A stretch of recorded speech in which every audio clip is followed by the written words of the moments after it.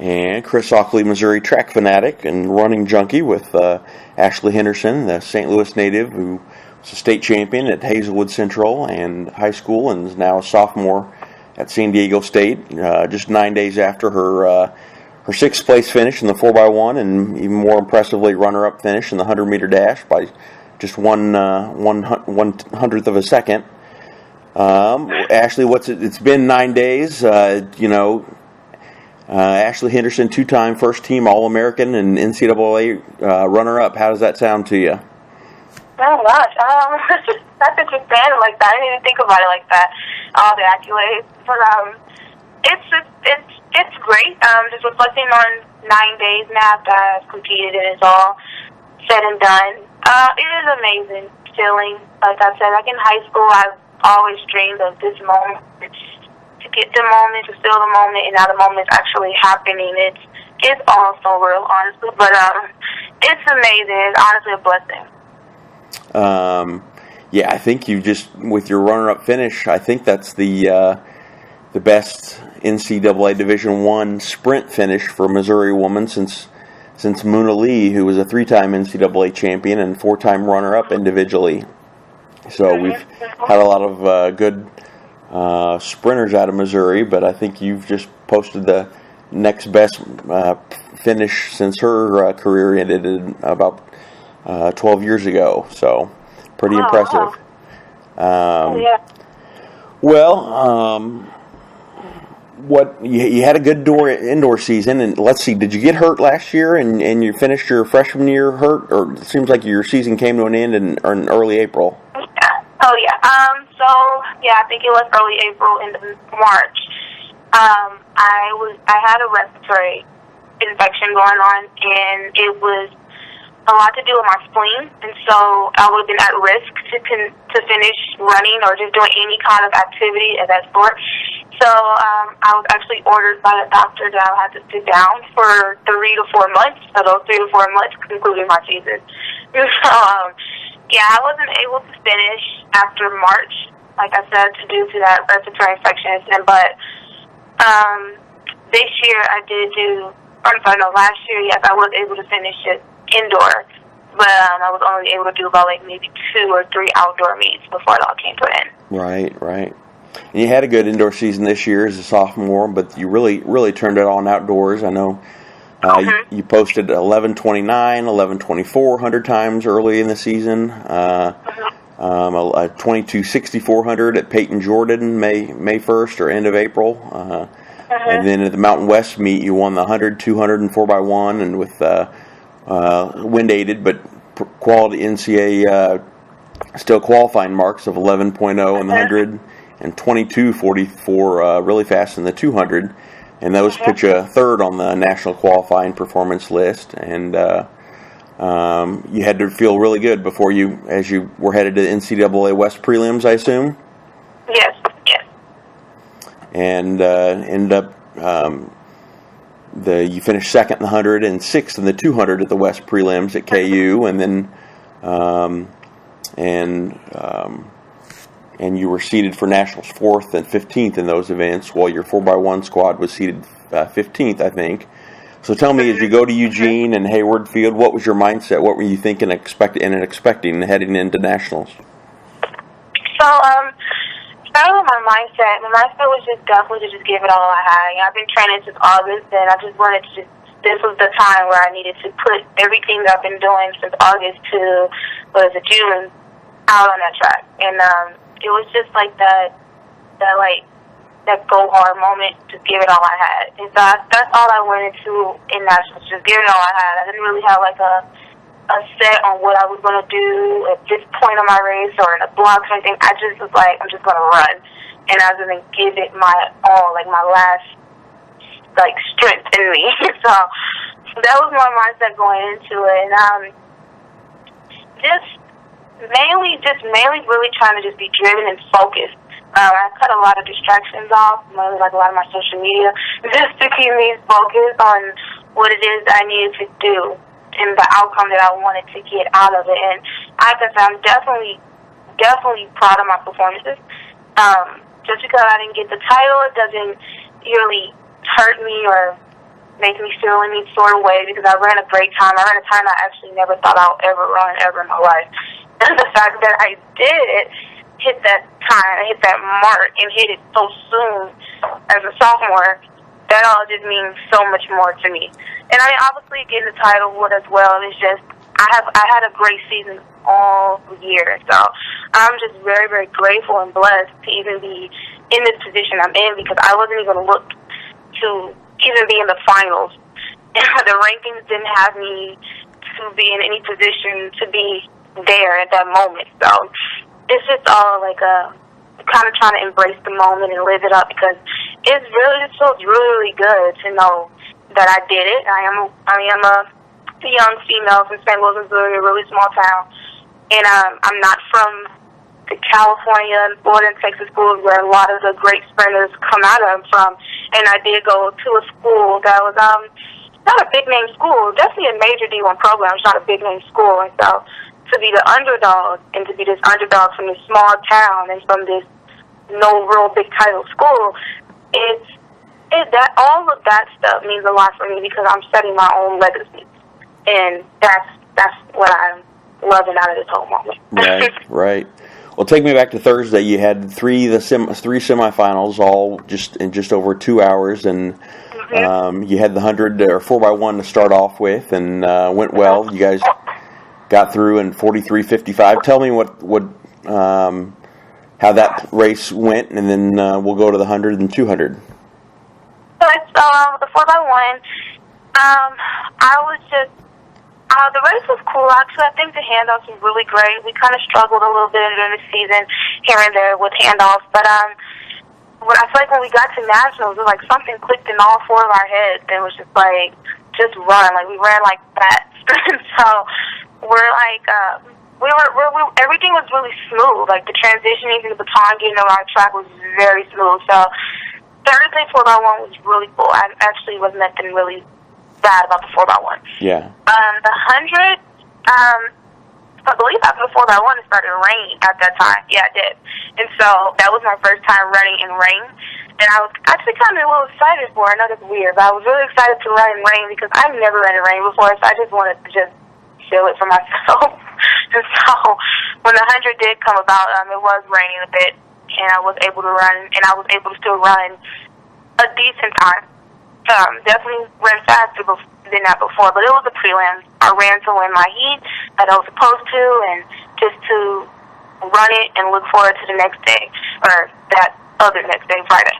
But and then going into the 200. Well, that had to let me jump in here with you. Yeah, you there's three semifinal heats, and you were in the first one, and you win the first one, 11-21. Gosh, that had to give you a lot of confidence going forward after winning a semi and automatically qualifying for the finals. Definitely. I was definitely getting a lot of confidence. Like I was running in rain, and I still ran a great time in the rain. So my confidence level was it was there. So, yeah, the 100 was not bad at all for me that day. It was just the 200 that really kind of broke my heart because, I don't know. I mean, I got in the blocks and I started to run, and I was fine. I just felt like I was maybe just drained. And I mean, like you said, I did run just like back to back in like almost 2 hours, 1 hour and a half too. And so, I'm trying to like just focus on just getting to the line, and it was just like, I don't know, I think it was really more so my body was just really like just physically tired. Because this is the first time I've ever been at this level, ever had to run at this level, and first time I ever had to run so back to back like I had to. So, really no excuses. I just believe my body was just it was in a different state. So Sure. I wasn't able to really, I wasn't able at all to go ahead and advance to the 200 final, which is 200 is my favorite race. So that broke my heart. But I came back the next day, or no, not the next day, the next other day, Friday, and did what I had to do. Sure. Yep. Still impressive 11th overall in the 200 and third in semi number 2 at 23:30, and you just missed advancing by 11 hundredths of a second. So that was pretty hard to missing out on such a short amount of time. Oh yeah. Well, and then you get Friday off, and I'm assuming you get to relax and recover a little bit on Friday. Definitely. Yeah, we just relax, kick our feet up, do a few Epsom salt baths, and just get ready for the next day. Yeah. And then Saturday comes, and how are you feeling as you get ready for the 4x1 and 100 finals? Are you nervous, excited, all those things? What was you were getting ready? What was going through your mind? I was actually both. I was nervous and excited. This was like my last time running collegiately this season, and again, I'm just like, Ashley, this is it. Just give it your all. Like, God just give me the strength to give it my all. I don't even want to think about how I'm going to run in the race. I just want to run like crazy. So, going into that last day, it was just really, also more so emotional, too, because like I said, I've been training since August, like, going on like 11 months that I've been running. And so, this is what it all comes down to, is that day, Saturday. And so, I just really wanted to give it my all in that race, and I did. And I'm very proud of it, like I said. But the 4x1, I started off the 4x1. It got me really warmed up for the 100. We had a really good 4x1, and again, we weren't even predicted to be in the finals. We weren't even predicted to actually go to NCAA Nationals, but, you know, it kind of shocked a lot of people going into. That's what I can say about my relays. Our relay was just outnumbered. You know, no one had hope in us. They're just like, San Diego State doesn't have enough people on their team to carry the relay, and we were just not as good as the other people. This is from what they had to say about us. But we actually beat out a lot of teams, or a lot of people who were predicted to be in the NCAA finals, or to, you know, we just really beat out a lot of people. And so that shocked us, it shocked me, it shocked to see we are really good as a whole, you know. I think we kind of downplay ourselves a little bit, because we look at our jersey and we see San Diego State, and then we stand next to Oregon, and sometimes we get a little intimidated, but we are really as good as these other women on that track. And so making it to the finals, we were all emotional, all happy. Everyone was just like, just get the baton to the line. We're going to be All-American. We're going to get a medal. And so to not only be All-American and also get a medal, we also played sticks, which was just not in the question at all. Like, we were not supposed to play sticks, apparently, to the statistics, but we ended up doing it. So we shocked a lot of people, like I said. And so, like I said, that got me really warmed up and pumped for 100.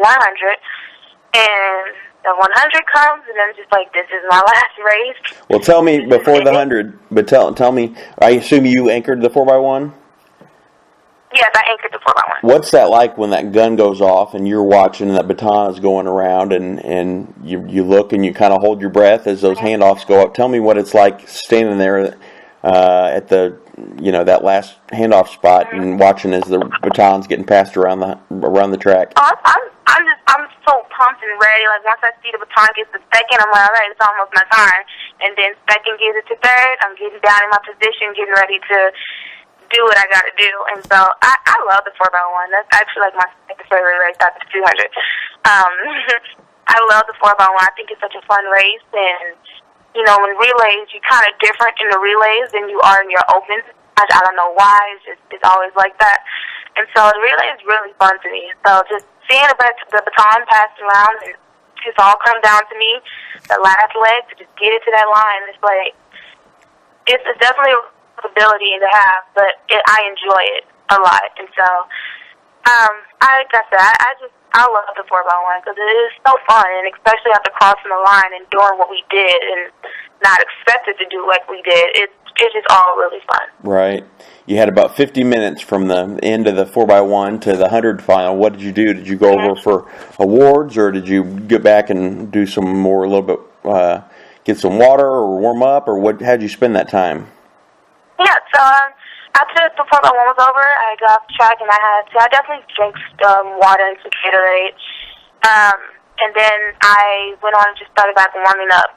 Not doing too much because I just already ran, but just getting me ready and prepared for that 100. So a few block starts and a few blowouts, and just like stretching, keeping my muscles and everything warm, and not trying to stay loose and not tighten up. So that's all I did in the midst of the 50 minutes. And then you make the 100 final. You were fourth overall in the prelims. You step on the track for the 100 final. What were your expectations going into the race? Oh, my expectations was just God just carrying me through, but injuries and being healthy. I don't go into it expecting to place this or to place that or to win this or do that, because I just, overall, number one, just want to make it through healthy.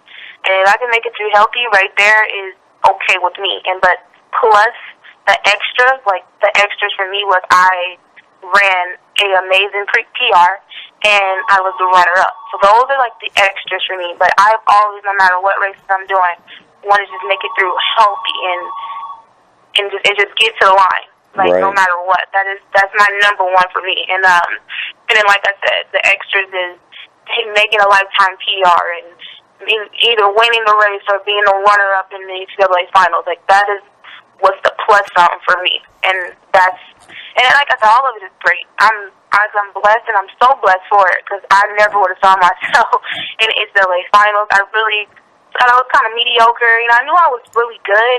I just didn't think I was as great and as phenomenal as some of the women I did get on the line against, or some of the women I did run against this season. I never would have saw myself competing against them, but this season definitely changed my outlook of myself. My confidence has definitely gotten stronger, and just this NCAA finals really changed, like I said, my perspective and my outlook of track and field. So,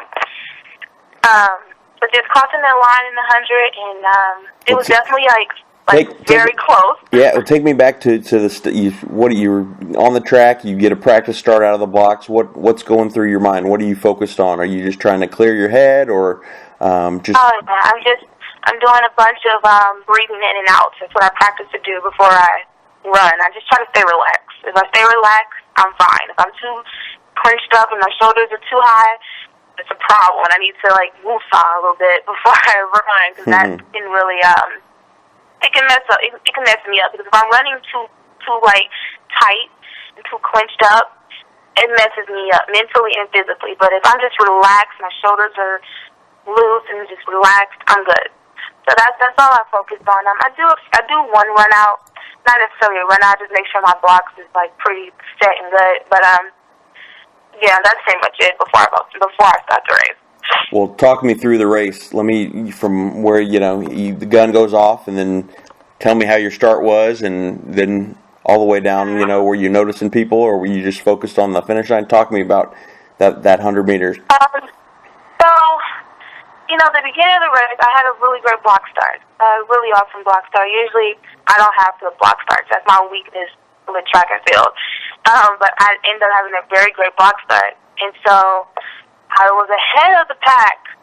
And then the last maybe 10 meters or so, I saw her and I were neck and neck. And so those last maybe 10 or 20 meters, whichever it was, I was so not relaxed anymore. I was just trying to run my hardest and trying to fight, and my form was all off at that point, because I'm just trying to cross that line first. And so, like I said, I really didn't have good form at that point, because the whole race I was good.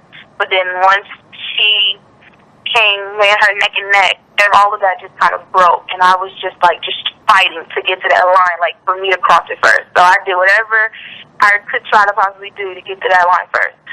But just crossing the line, and I'm just looking at the board, just seeing whose name's going to come up, and looking at the times too. And just because I didn't see my name first, I was not sad or disappointed or hurt. I was very happy, because it said Ashley Henderson 10.96, and I would have never in my life saw that happen, because I never would have thought I would run that fast. And I told my coaches that, my family this, and everyone keeps telling me, Ashley, you're so good, you're so talented. And I know that. I just didn't think I was that good. I didn't think I was 10.96 good. Right. So that all changed. That moment kind of really changed my life, to be honest. Yeah, 10.96, 2.6 miles an hour wind, so just over the allowable for records, but just 1/100th behind Ariana Washington of Oregon. And tell me then what it was like being up on that, seeing that, or just being up on that award podium and them announcing you as NCAA runner-up and getting that trophy?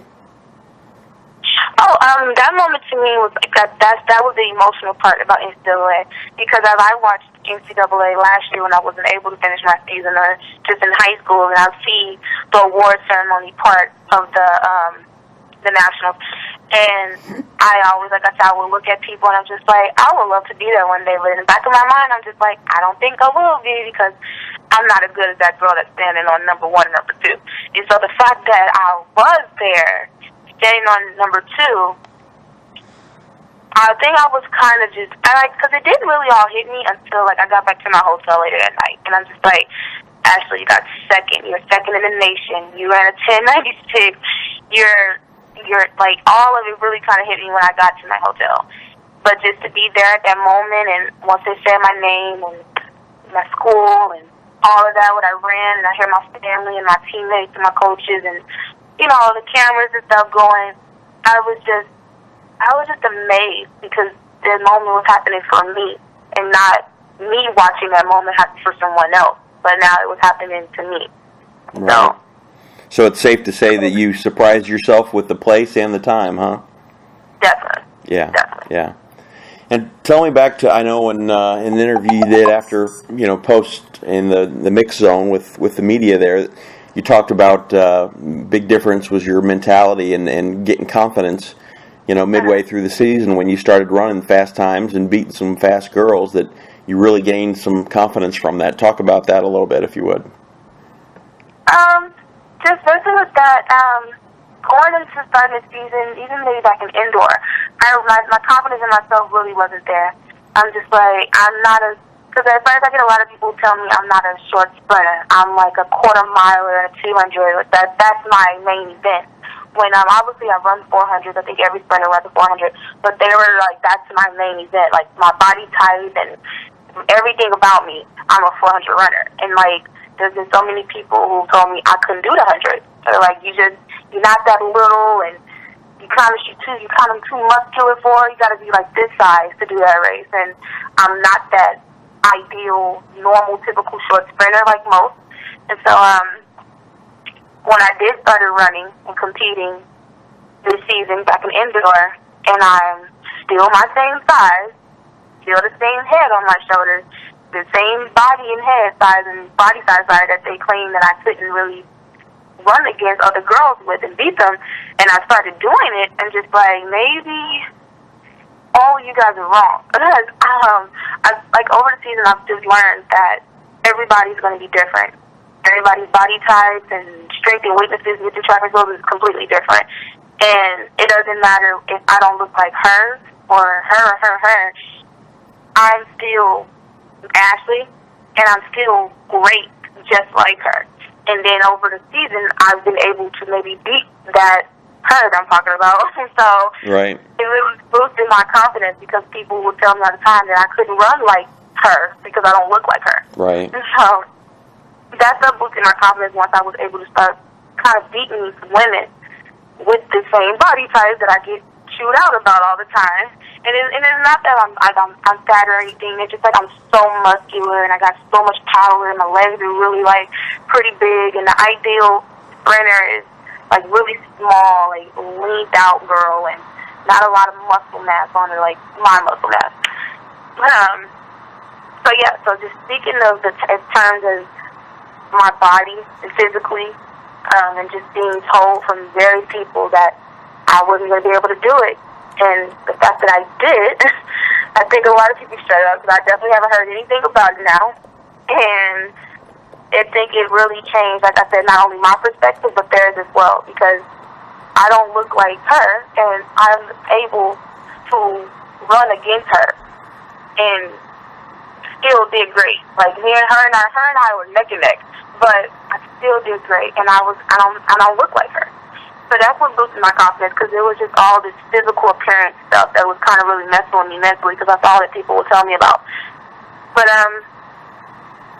yeah, just with that, the confidence really came over the season. It didn't just happen overnight. It came over time as I progressively gotten better. and better and better and running good times. Like my first outdoor meet, I ran at 11.2, and that was like, that's the first meet, and I ran 11.2. So I just knew it was going to get faster because I didn't even feel like I was running that fast, and I ran at 11.29. So I'm just like, oh, I know I'm going to run way faster than this because I got a lot left in me. And I just showed out there at National. Right, right. Well, from just this experience and your first NCAA meet, what are you going to take from this going forward? What are you gaining from this that you'll keep with you as you try to improve and get better, and confidence or drive to do more or to make it back and place even higher? What are you taking away from all this? Definitely going to take away the confidence thing. The confidence part about it is the main part of it all, and just building my confidence as I go day by day, and also with faith, because first I didn't have faith in myself, and I thought I was mediocre, but I proved myself wrong. So I really want to, just days, like it's been 9 days now, so every day I wake up and I have faith in myself to not set myself so short, cut myself so short.